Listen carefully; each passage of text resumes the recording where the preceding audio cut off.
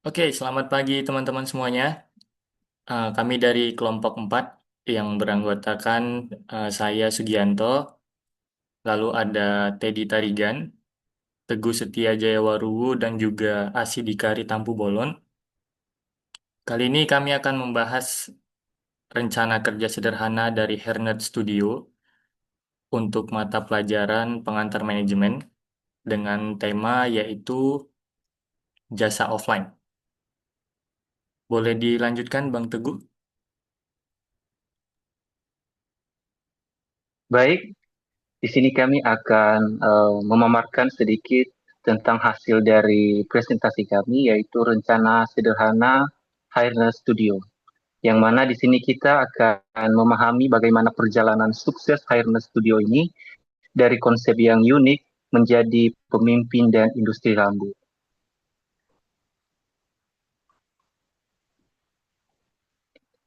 Baik, awal mula Hireless Studio ini atau lahirnya inovasi yang mana didirikan pada tahun 2017 oleh Taufik Jayadiningrat. Hairness Studio ini muncul dengan visi yang berbeda. Konsepnya itu adalah perpaduan unik antara barbershop dan salon dalam satu tempat yang menawarkan pengalaman komprehensif bagi pria dan wanita. Yang berfokus utama itu untuk kualitas hasil potongan rambut yang dianggap sebagai karya seni, bukan sekedar layanan biasa. Pendekatan ini juga menjadi fondasi bagi reputasi dan pertumbuhan mereka.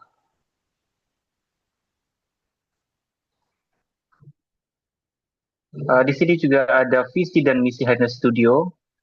Yang menjadi visinya adalah menjadi studio rambut terkemuka yang mengedepankan kualitas dan kreativitas dalam setiap layanan. Dan yang menjadi misi adalah memberikan layanan potongan rambut dan styling terbaik dengan sentuhan personal yang tak tertandingi. Kemudian di sini juga mereka memiliki tujuan yaitu menumbuhkan rasa percaya diri uh, melalui gaya rambut yang unik dari setiap sesuai dengan kepribadian mereka atau pelanggan.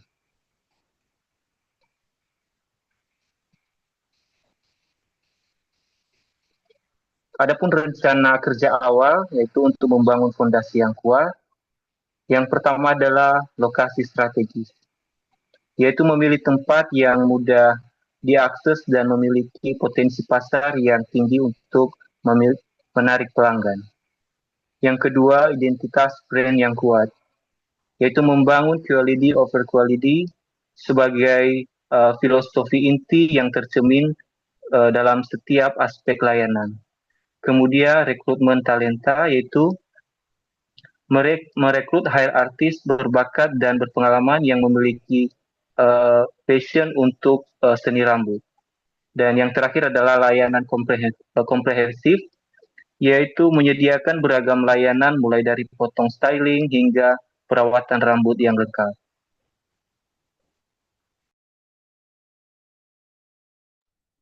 Oke, baik teman-teman. Selanjutnya ada pengembangan produk dan layanan, yaitu inovasi yang berkelanjutan. Seperti yang kita tahu sendiri, Hairnet Studio ini sudah cukup lama di industri salon dan barber ya. Jadi, kenapa mereka ini bisa bertahan sampai sekarang tentunya dengan produk dan layanan serta inovasi yang mereka berikan. Yang pertama itu, mereka ada layanan hibrida. Jadi, menawarkan layanan barbering dan salon secara terintegrasi untuk pasar yang lebih luas. Nah, maksudnya ini dari barber dan salon mereka ini menjangkau di semua kalangan, baik itu anak-anak, orang dewasa, anak muda, dan orang tua yang pengen tetap tampil stylish. Lalu mereka juga punya Hairnet Academy yang didirikan di tahun 2022. Mereka mendirikan akademi untuk edukasi dan pengembangan sumber daya manusia di bidang tata rambut. Nah, tentunya sebuah hasil yang mereka capai itu tidak lepas dari adanya pelatihan dan pengembangan sumber daya manusia sehingga mereka bisa upgrade terus dari sisi internalnya untuk memberikan pelayanan dan edukasi yang baik kepada semua customer-nya. Lalu ada kursus barbering modern. Jadi mereka juga menyediakan pelatihan barbering dengan kurikulum sistematis dan terkini. Nah, terkini itu maksudnya adalah mengikuti perkembangan zaman. Style yang lagi ramai di saat ini, mereka selalu ikut dengan hal itu sehingga mereka sendiri tidak ketinggalan hal yang sedang tren. Itu yang membuat mereka itu tetap relevan sampai saat ini. Lalu untuk inovasi layanannya sendiri itu mereka memperkenalkan pengalaman unik seperti 360p Scalp Experience untuk kesehatan kulit kepala yang optimal. Nah, lalu eh, terkait pengembangan produk sendiri, mereka itu ada memunculkan sebuah produk yang namanya hair powder. Dia bentukannya seperti ini. Kebetulan saya salah satu penggunanya dan untuk kelebihan produknya ini sendiri, dia gampang untuk di styling karena kita tinggal tabur aja. Jadi mereka bisa di spray gini aja langsung. Dan mereka tidak meninggalkan bekas yang lengket di tangan. Jadi gampang untuk dibersihkan juga setelah dipakai. Mungkin ini sangat cocok buat teman-teman yang punya mobilitas tinggi, yang sering pakai helm. Nah, jadi biasanya tuh kalau pomade banyak kan lengket ya. Habis itu selesai pakai helm, biasanya rambutnya jadi lepek. Nah, kalau pakai hair powder ini, kita tinggal styling ulang dengan jari, itu udah langsung jadi rambutnya gitu. Itu plus dari si hair powder ini. Oke, kita lanjut.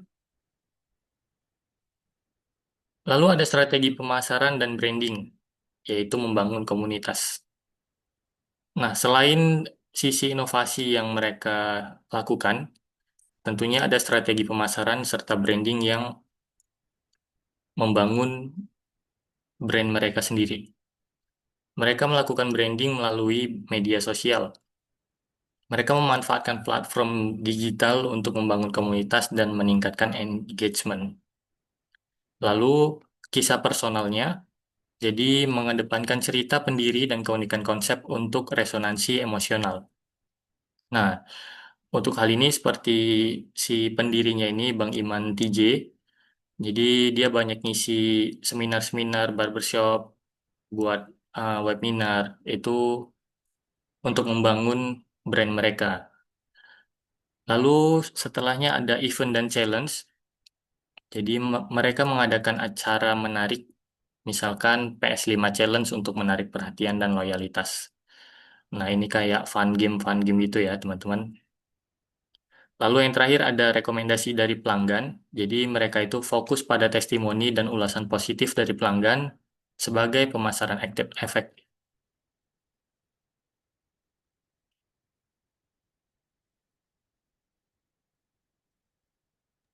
Baik, selanjutnya ada pengelolaan operasional dan SDM.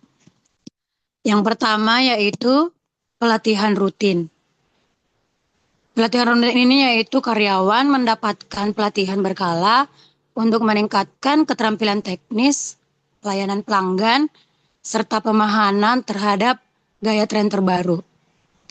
Pelatihan ini memastikan kualitas layanan tetap konsisten dan selalu mengikuti perkembangan industri.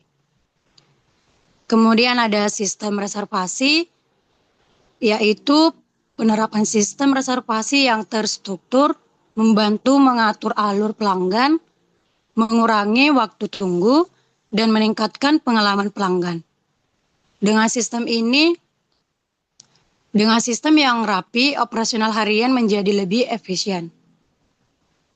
Kemudian ada lingkungan inklusif, yaitu selalu berkomitmen menciptakan lingkungan yang nyaman dan suportif. Hal ini meningkatkan motivasi karyawan dan mendorong terciptanya budaya kerja yang positif. Yang terakhir ada monitoring kepuasan, yaitu evaluasi kepuasan pelanggan dilakukan secara berkala untuk mengukur kualitas pelayanan. Masukan pelanggan menjadi dasar peningkatan layanan dan inovasi.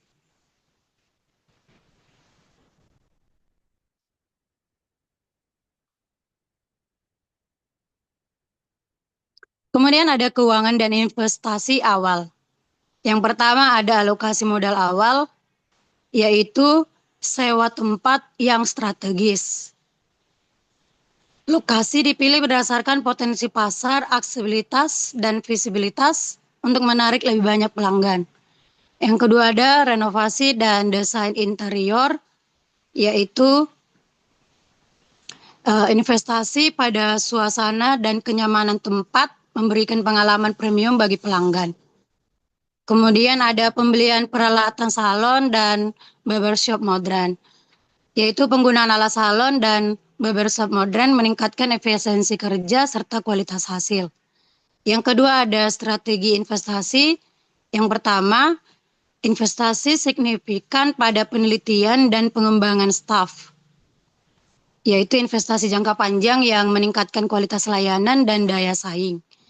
Kemudian pengelolaan cash flow yang ketat untuk stabilitas bisnis, yaitu menjaga arus kas stabil agar operasional tetap lancar dan menghindari risiko finansial. Yang terakhir ada rencana reinvestasi keuntungan untuk ekspansi layanan dan inovasi produk, yaitu keuntungan yang diperoleh dialokasikan kembali untuk ekspansi layanan, inovasi produk, serta peningkatan fasilitas.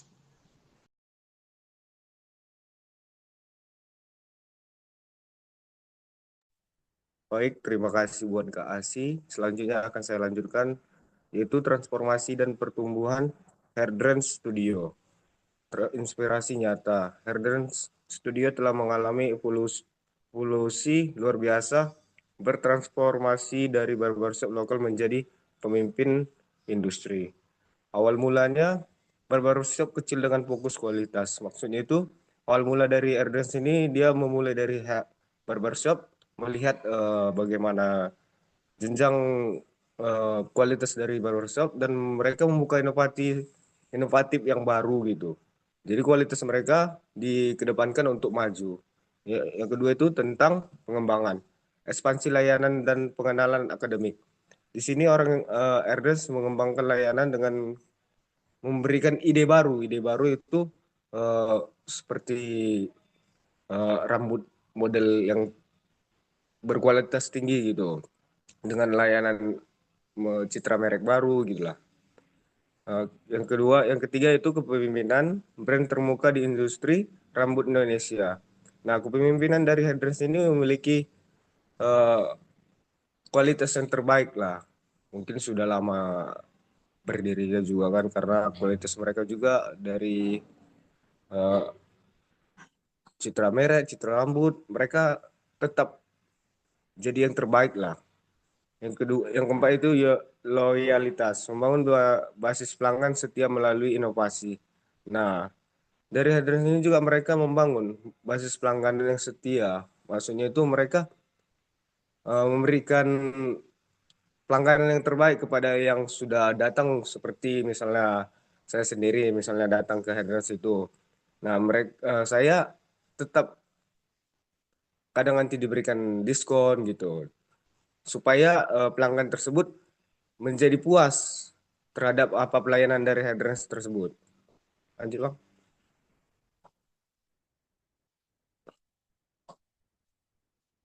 Kesimpulan dan inspirasi resep rahasia kesuksesan. Perjalanan Hairdrance Studio adalah bukti bahwa bisnis offline dapat berkembang pesat dengan strategi yang tepat. Kualitas layanan prioritaskan keunggulan dalam setiap detail. Nah, mereka kualitas layanan tetap bertuju kepada pelayanan mereka. Mereka tetap mengolah pelayanan mereka supaya gimana pelayanan mereka itu lancar, berbeda dengan pesaing lain. Mereka mempertahankan kualitas mereka itu tidak menurun begitu ya.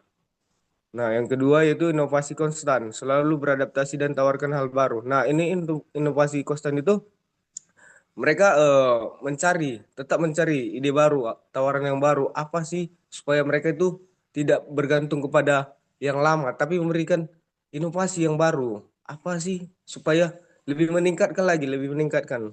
Itu yang dimaksud dengan inovasi konstan. Nah, yang ketiga itu pengembangan SDM. investasi pada karyawan adalah investasi masa depan. Nah, Address ini juga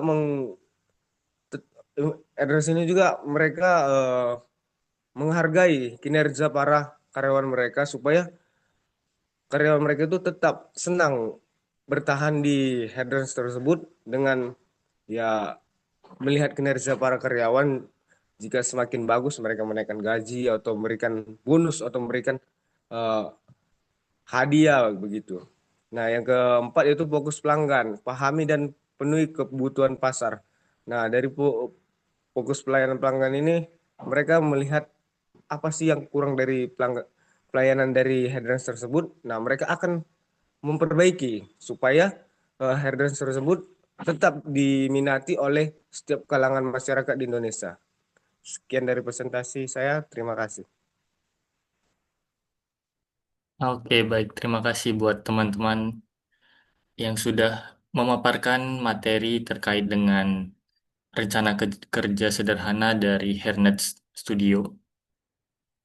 Jadi teman-teman, dari pemaparan materi ini ada 4 poin yang bisa kita petik terkait dengan rencana kerja sederhana, yaitu kualitas layanan, inovasi konstan, pengembangan SDM, dan fokus pada pelanggan. Oke, sekiranya sekian presentasi yang dapat kita sampaikan. Terima kasih atas atensinya. Selamat pagi.